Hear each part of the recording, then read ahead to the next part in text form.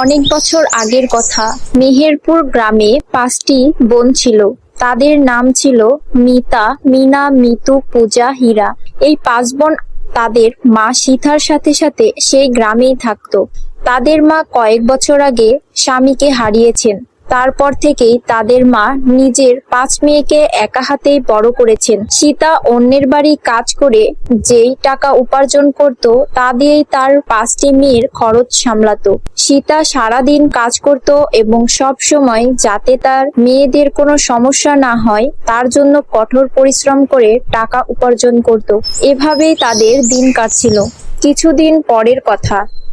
মিতা তার জন্মদিন সামনে আসায় সে তার জন্মদিন সম্পর্কে তার মায়ের সাথে কথা বলছিল, কিন্তু তারা গরিব হওয়ায় তাদের কাছে কোনো টাকা ছিল না, তাই তারা জন্মদিন উদযাপন করতে পারেনি এবং তারা গরিব হওয়ায় তাদেরকে নিয়ে তাদের স্কুলের অনেক হাসি ঠাট্টা করত।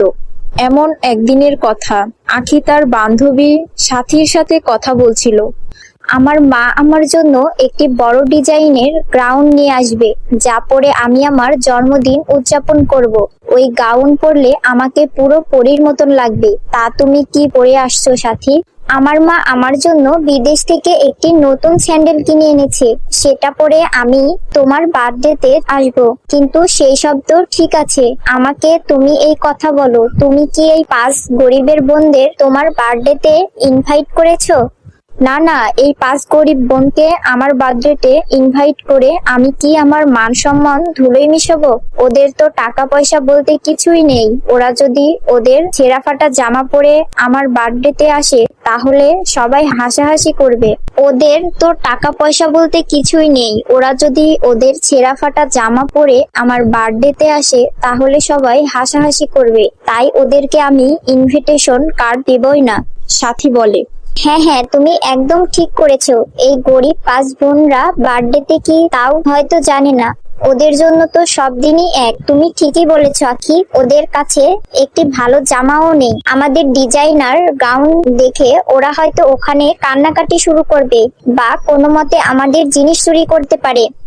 তারপর সাথী ৫ বোনের দিকে ফিরে হাসতে শুরু করে এবং আখিও তার সঙ্গে হাসাহাসি শুরু করে। এটা দেখে ৫ বোনের মধ্যে ৪ বোন মিনা, মিতু, পূজা, হীরা অনেক রেগে যায়। মিনা তাদেরকে বলে, শোনো, আমরা গরিব হতে পারি কিন্তু আমাদের মান সম্মান আছে, তাই তোমরা আমাদেরকে নিয়ে এভাবে হাসি ঠাট্টা করতে পারো না। আমরা গরিব, সেটাতে আমাদের কোনো হাত নেই।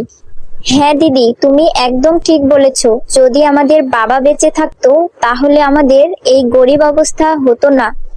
তোমরা যতই বড়লোক হও, তোমাদের মধ্যে কোনো শিক্ষা নেই, তা আমাদেরকে দেখে বোঝা যায়।